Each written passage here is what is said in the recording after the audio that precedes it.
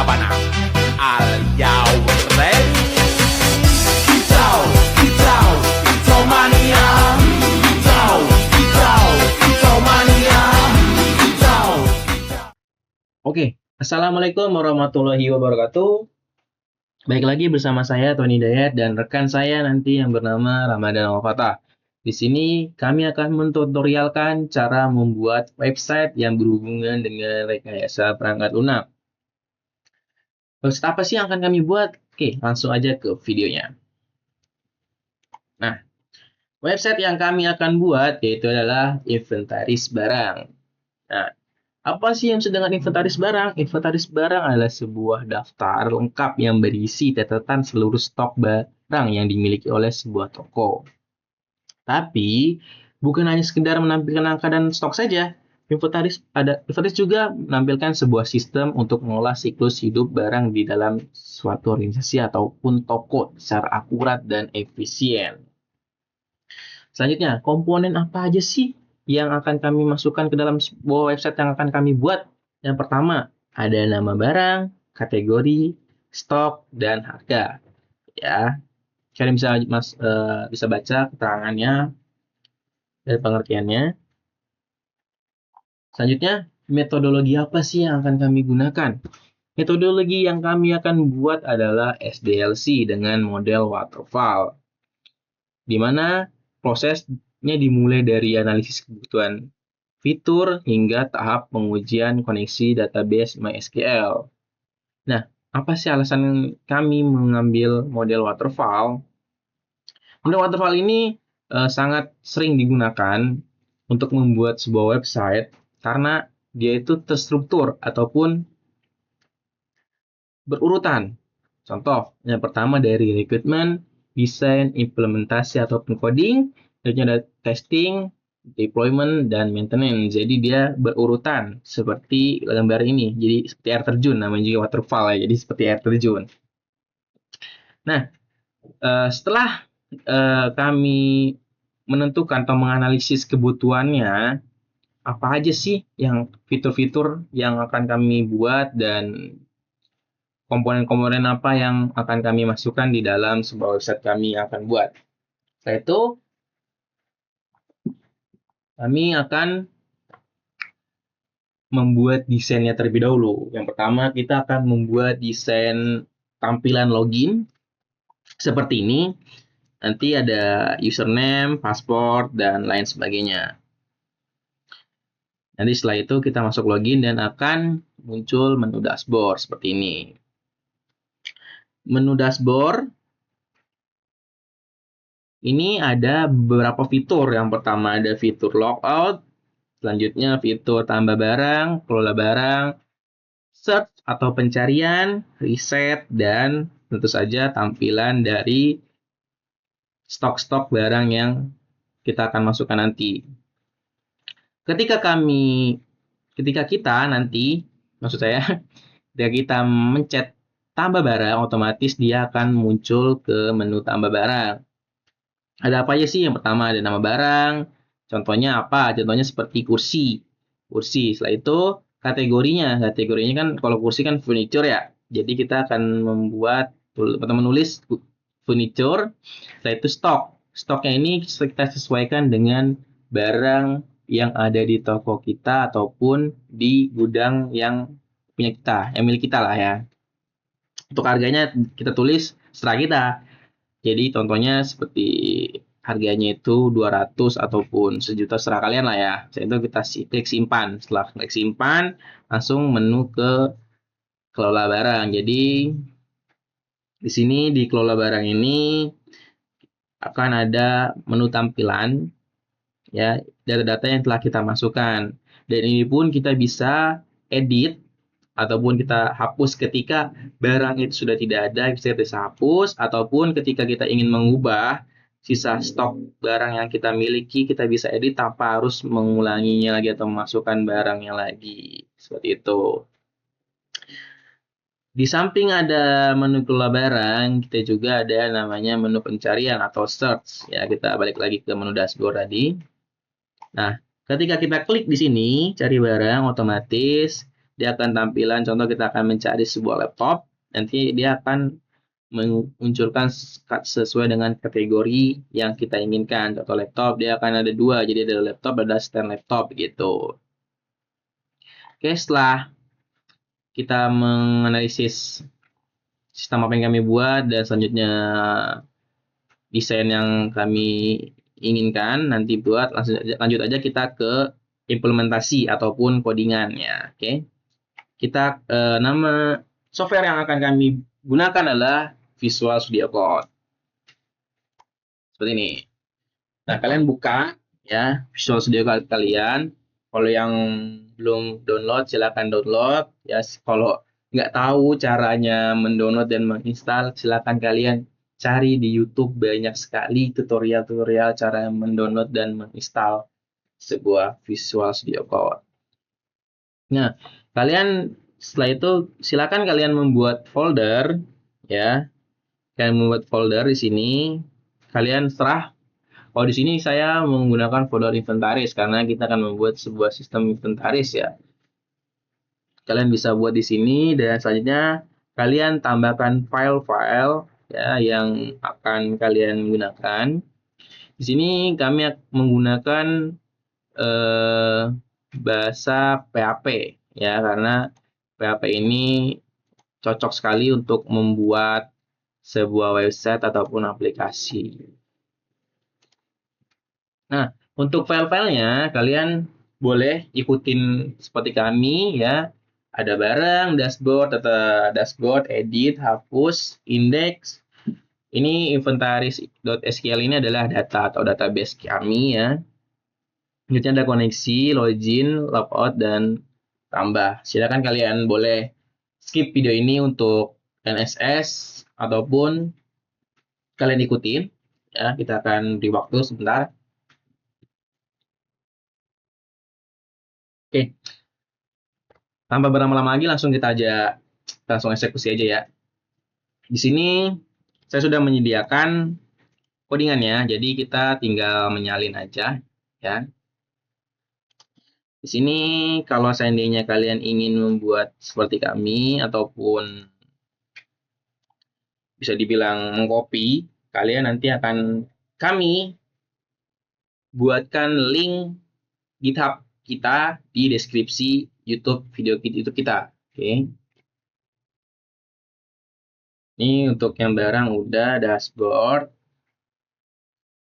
Oke. Untuk yang dashboard kita copy. Kita copy dulu ya. Udah dibiarin pasti lah ya. Hanya untuk data dashboardnya.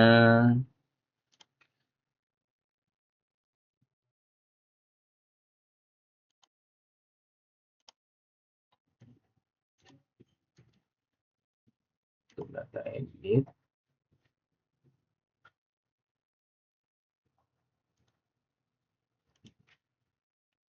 Kita akan mengcopy-copy ya yang udah kami sediakan. Jadi sekiranya kalian nanti ingin membuat ataupun sama seperti kami, kita akan memberikan linknya nanti ya, link GitHub kita supaya kalian bisa mengikuti ya. Jadi ini untuk mempersingkat waktu aja, jadi kita cepat dengan mengcopy codingan yang udah kami buat. Ini untuk file connect. Nah, tentu aja kita perlu yang namanya file koneksi ini ya, untuk mengoneksikan dari database ke website yang kita buat. Ini ada codingan login.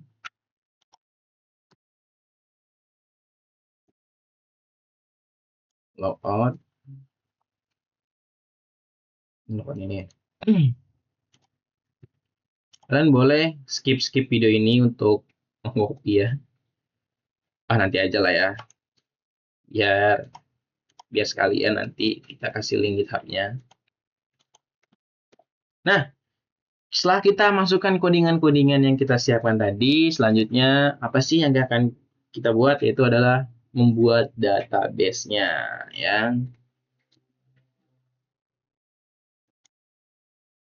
Untuk membuat database ini kita memerlukan yang namanya software yang bernama XMPP ya. Kalian bisa menggunakan XMPP ataupun Laragon ya, terserah kalian. Kalau saya menggunakan XMPP, setelah itu selain start, setelah hijau, kalian pencet klik tombol admin.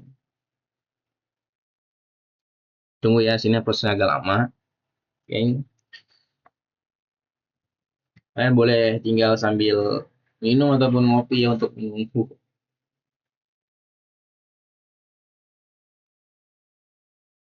Nah, di sini saya akan membuat database-nya terlebih dahulu. Sini database-nya namanya inventaris.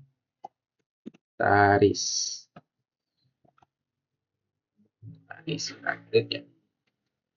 Buat ya di sini nih diklik new, nanti kalian buat ya. Setelah itu kalian pergi ke menu import ya, kalian cari file inventaris. Nah, nanti akan kami sertakan di link GitHub kami ya. Kalian open aja ya, kita choice ke inventaris ya. Kalian inventaris open. Yaitu kalian import datanya. Nah, jadi dia ada yang namanya barang. Sorry, terlebih low. Barang, user.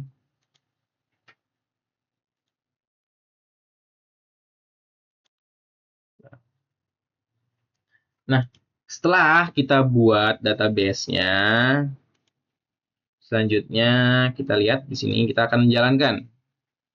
Ya.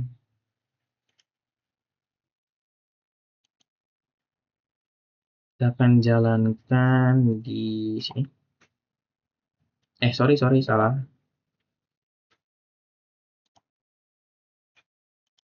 Di indeks ya, harusnya di indeks sih.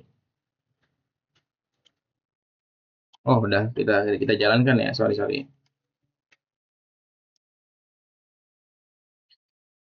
Kita jalankan di sini. HTTPS localhost inventaris. Sesuaikan dengan nama yang kalian buat nanti ya. Nah, kita akan langsung masuk ke menu login. Untuk username kita menggunakan admin, lalu password 123. Ini default website yang kita buat.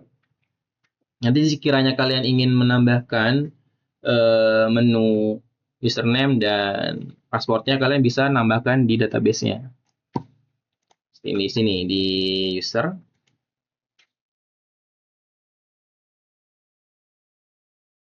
Sorry, user ini ada. Kalian bisa nambahkan sini. Ya, kalian copy aja. Kalau kalian nggak tahu caranya masukkan, kalian boleh nambahin admin 2, boleh admin 1, passwordnya kalian tambahkan 45 gitu ya, serah kalian. Untuk username dan passwordnya kalian boleh nambahkan serah dengan nama kalian, dengan password yang kalian bikin. Ingat ya, jangan sampai lupa. Saya membuat 2 ini supaya kalian gampang aja ya. Selanjutnya ke menu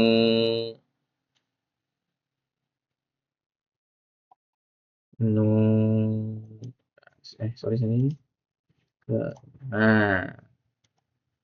admin 123 ataupun gunakan username yang tadi dan password yang baru kalian bikin ya.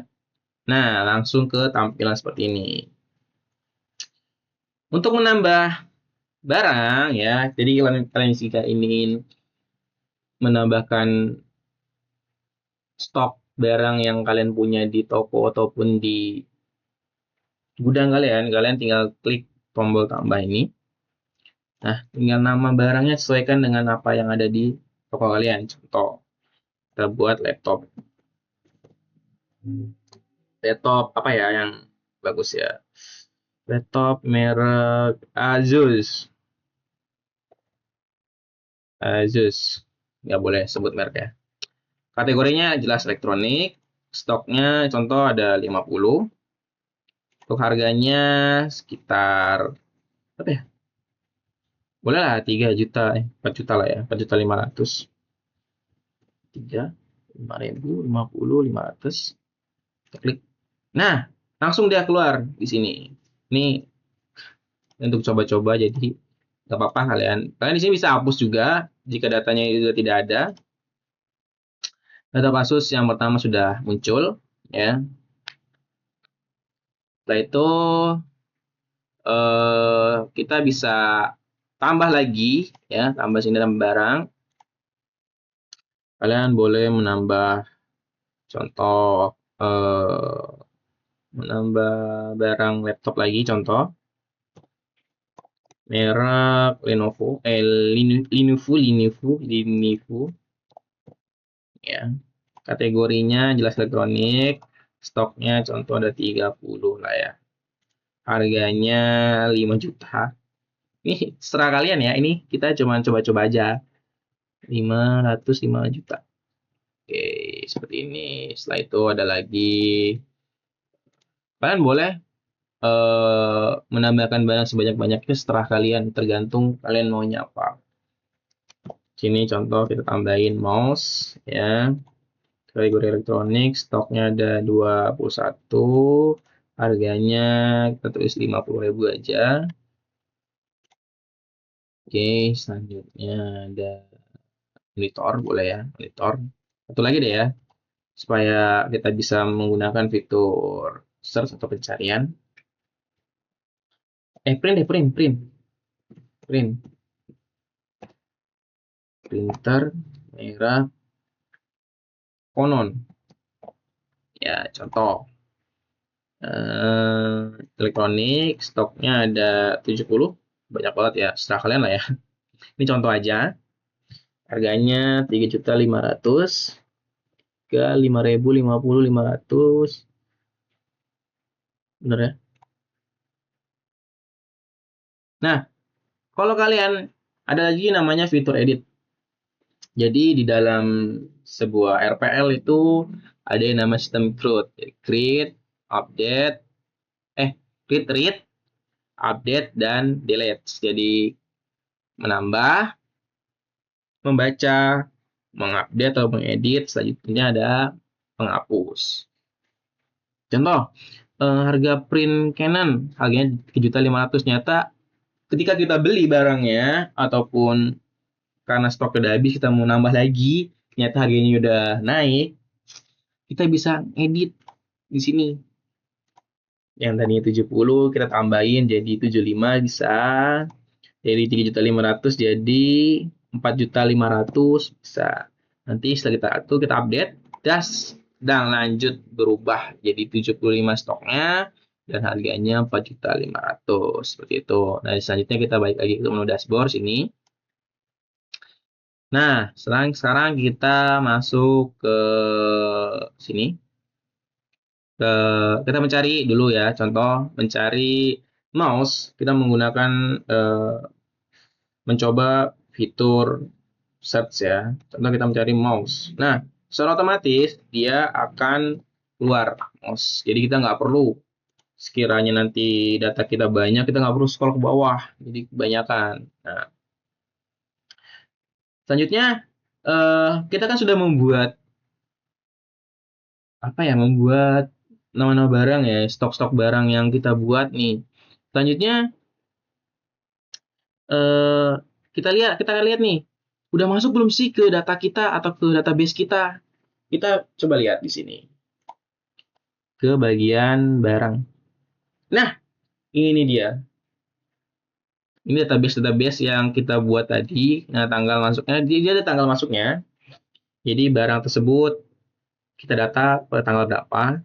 Karena berhubung sekarang tanggal 5 bulan 2, otomatis dia akan otomatis secara real time, ya. Secara real time akan menampilkan sesuai dengan sesuai tanggal yang kita masukkan hari itu juga. Oke, ini kan ada 4 nih ya. Kita coba nih. Terkoneksi nggak sih database kita ke website kita contohnya ya. Tambahin lagi, kita coding lagi ya. Nah, dari kan ada 4 nih. Ada 4 ya. Kita akan tambahkan lagi deh. Supaya kalian percaya nih bahwa si website tersebut sudah terkoneksi ke database kita. Ya. Website tersebut sudah koneksi ke database kita. Coba kita tambah lagi apa ya? Kursi deh, kursi ya yang tadi kita sebut tadi di awal. Kategorinya furniture.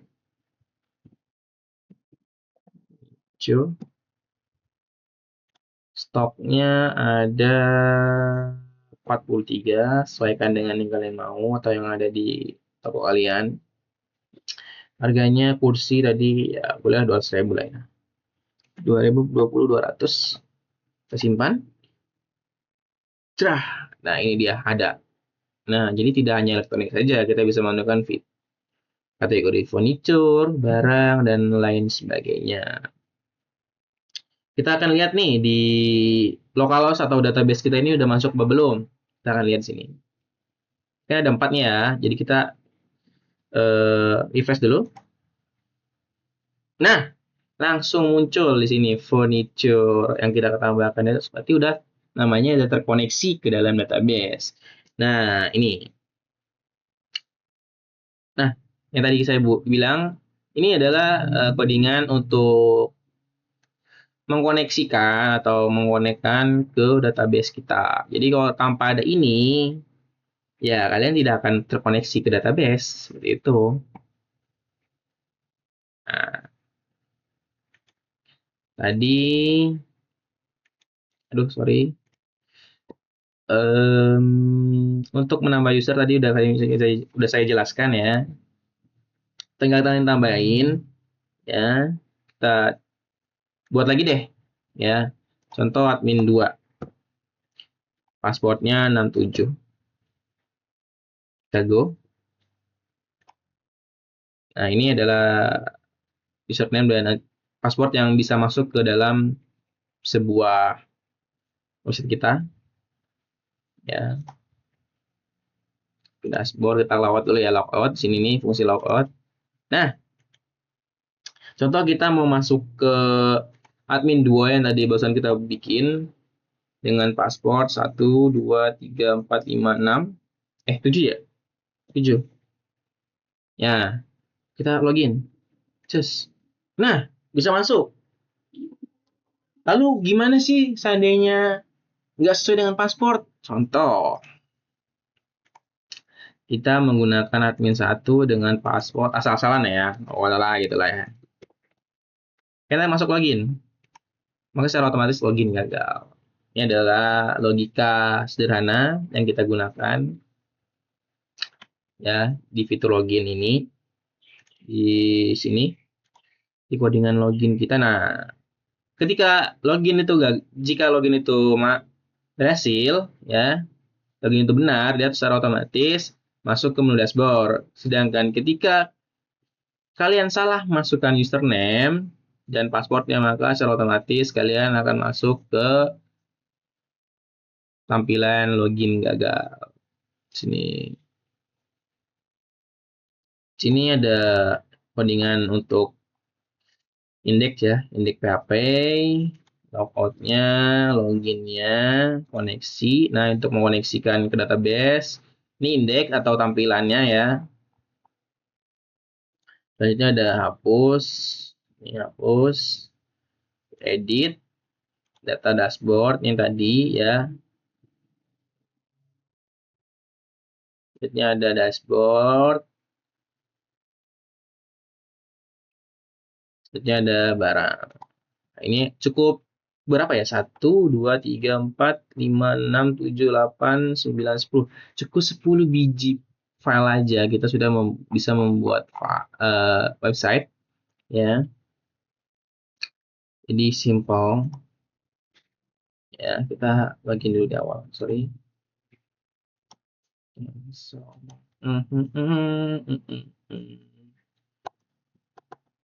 Oke, aduh. Masuk lagi ke menu tampilan login ya. Admin 1 2 3 login. Nah, seperti ini. Kalian nanti secara otomatis ini akan nambah 5 sesuai dengan 5 data dan stoknya 219 ya. Jika ditambahkan total 219 seperti itu. Jadi selain menampilkan stok barang dan nama-nama barang dan kategori, kita juga bisa melihat harga-harga barangnya ataupun bisa mengubah harga barangnya yang tadi saya jelaskan dan bisa mengelola lah. Tuh. Oke. Selanjutnya kita setelah desain, implementasi, dan testing tadi, cara mengkoneksikan dan terbukti ya, terkoneksi. Setelah itu ada yang namanya ke deployment. Nah, deployment ini, aduh, belibet ya, sorry. Deployment ini akan dijelaskan oleh teman saya nanti, dan maintenance akan dijelaskan oleh teman saya, teman Alfata, ya. Mungkin dari saya sekian, selanjutnya akan dilanjutkan oleh teman saya Ramadan Alfata. Oke, terima kasih.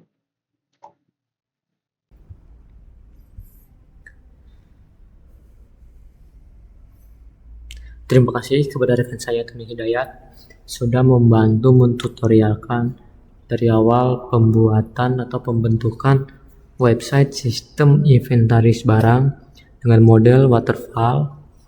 Dan saya Ramadan Al-Fatah. Di sini saya akan menambahkan 2 model waterfall terakhir, yaitu deployment dan maintenance. Tapi sebelumnya deployment itu apa sih? Deployment itu yang dimana website kita dideploy agar bisa diakses oleh banyak orang ya teman-teman. Kalau misalnya tidak deploy, dia website kita ini hanya hidup di lingkungan lokal aja atau lokal hostnya ya teman-teman. Kita langsung ke tahap terakhir aja ya teman-teman, yaitu maintenance.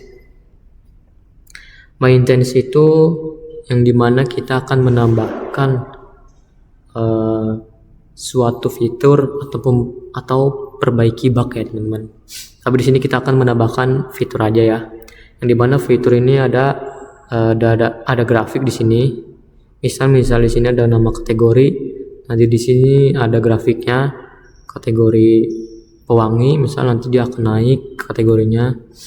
Lalu di sini ada grafik stok masuk.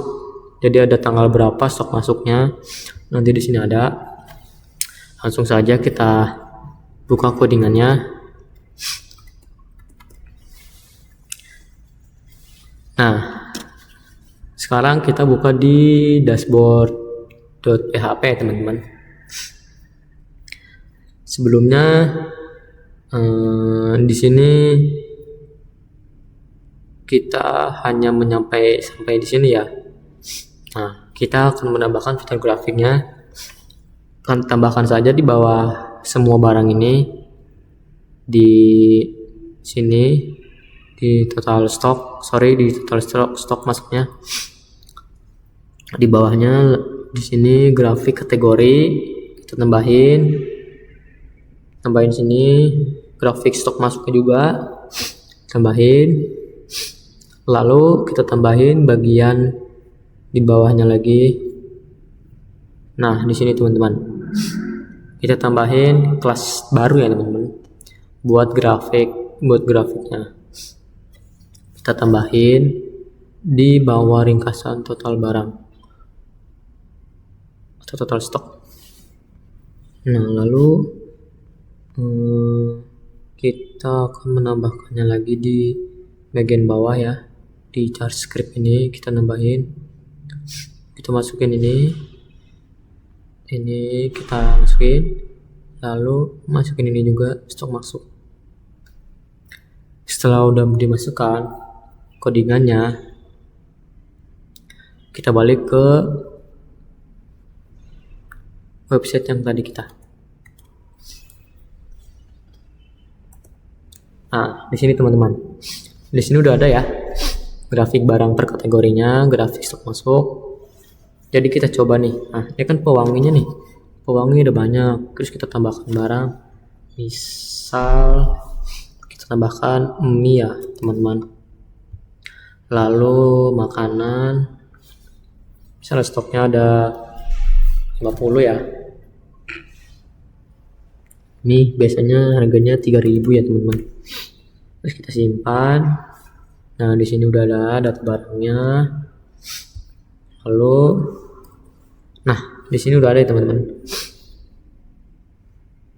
Grafik makanan dan pewanginya udah terbeda nah. Nah, ini sudah ada masuk nih. Stok masuknya sudah ada tanggal 5 bulan 2 2026. Sini udah masuk ya teman-teman. Lalu di sini kita akan menambahkan lagi tabel barangnya, grafik barangnya maksudnya. Misal di sini kopi ya. Lalu minuman. Misalnya stoknya ada banyak. Misalnya harganya 2.000. Simpan udah masuk. Nah, di sini sudah bakal ada ya teman-teman. Minuman. Nah, di sini juga udah ada stok barang masuknya. Mungkin segitu saja dari pembuatan website kita berdua, kelompok 9 kayaknya ya. Kelompok berapa ya? Mungkin segitu saja dari kita berdua. Website-nya mungkin belum sempurna ya teman-teman, tapi mungkin nanti akan dikembangkan ya. Mungkin segitu saja dari kita berdua. Assalamualaikum warahmatullahi wabarakatuh. Terima kasih semuanya.